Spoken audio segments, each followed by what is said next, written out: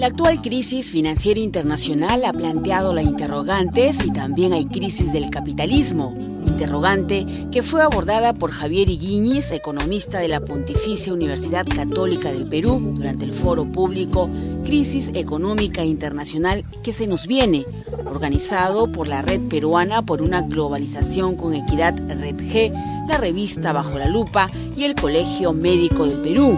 Javier Higuíñez dijo que lo inimaginable es ahora inevitable, pero que el capitalismo no ha caído, solo está enfermo. Como estamos en la crisis del capitalismo, mi respuesta es no. O sea, no es que el capitalismo se cae en esta crisis. Va a haber más pobreza, va a haber más desempleo, pero una sociedad se cae cuando tiene reemplazo, no cuando se enferma. Ni aunque se rompa un hueso, sino cuando hay una sustitución, cuando hay una alternativa, una clase alternativa que asume las riendas. Y eso no está en el escenario de este momento. Sí hay una crisis estructural en el sentido de que ese capitalismo de los últimos 30 años no va a poder seguir incólume, tiene que cambiar. Que tiene que cambiar no es automáticamente bueno, tiene que cambiar. Lo que se ha roto es el supuesto de que las cosas no podían cambiar, de que ningún cambio era conveniente ni posible. Eso sí se acabó, porque el cambio ya está, y el gran reto que tenemos es hacer que este cambio no sea para peor, sino que este cambio sea para mejor.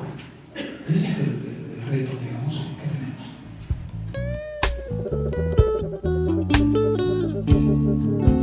Un primer cuestionamiento que me parece importante y que es obvio y es el que más noticias produce es el cuestionamiento del poder de las finanzas sobre la economía. No es un tema nuevo, en América Latina se ha dicho desde hace bastante tiempo, ¿no? Que hay un poder de los financistas sobre los industriales, de los banqueros sobre los productores, etc. Creo que otro cuestionamiento también estructural en cierto sentido, en el sentido al que ya le di el término antes, es a los reguladores. Y este cuestionamiento viene de los productores. Quienes regulaban el sistema financiero han sido cómplices de ese sistema. O sea, no eran autónomos de ese sistema, eran parte de lo mismo. Y entonces esta complicidad que hizo que no miraran lo que pasara, que aceptaran el desastre sabiendo que iba a venir, porque se beneficiaban ambos, en cierta manera, de eso, de distintas formas, eso también está siendo cuestionado. Creo que también hay cuestionamiento de políticas. Política que en los últimos años ha tenido muy poco interés en el problema del empleo. El problema del empleo ha sido poco prioritario. Y me parece que en este momento va a ser más importante.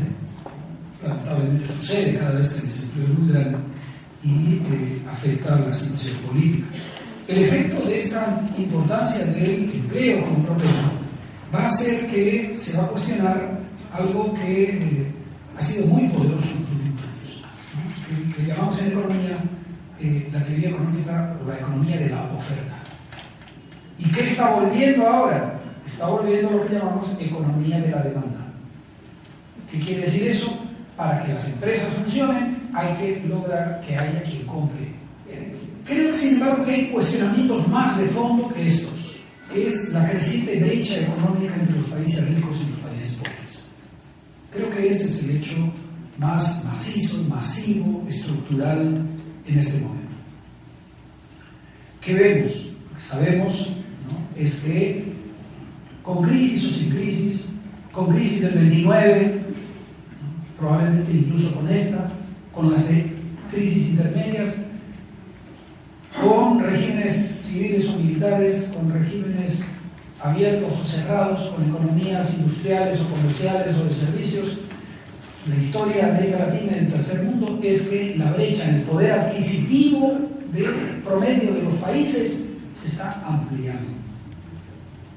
Cada vez estamos más atrás respecto de los países ricos.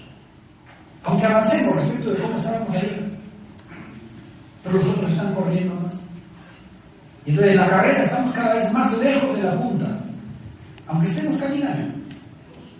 Al mismo tiempo, la brecha en términos de alfabetismo, de escolaridad, se está reduciendo.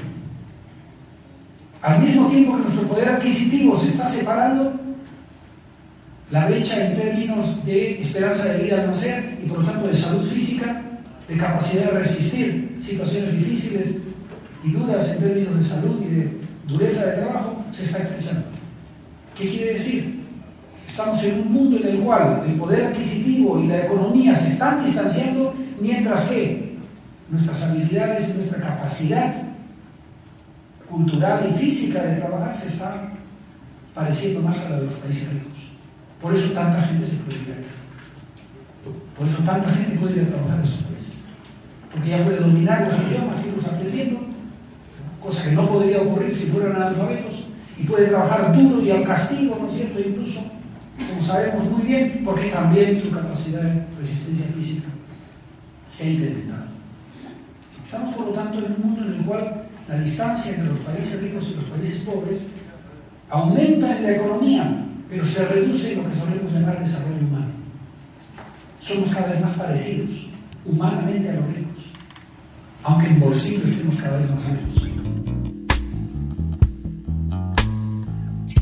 Yo creo que el siglo XXI es el siglo en el cual esta contradicción entre la mayor distancia económica y la menor distancia en capacidades humanas va a dar lugar a mucha migración y también a mucho conflicto. También a mucho. Porque la gente va a exigir cada vez mayor respeto, cada vez mayor capacidad económica, para que a través de la economía logren sus objetivos de educación, de salud, etcétera, etcétera. Entonces me parece que lo que tenemos hacia adelante es eso, un mundo en el cual esta brecha, ricos-pobres, a nivel internacional, va a ser cada vez menos soportable, tanto porque se amplía la brecha, como porque la gente se va a hacer respetar más por su mayor educación y su mayor capacidad física y de trabajo y de dedicación. Otro mundo es posible. Esa consigna salió contra la receta de una sola política. ¿Qué sabemos ahora? Que hay más de una receta.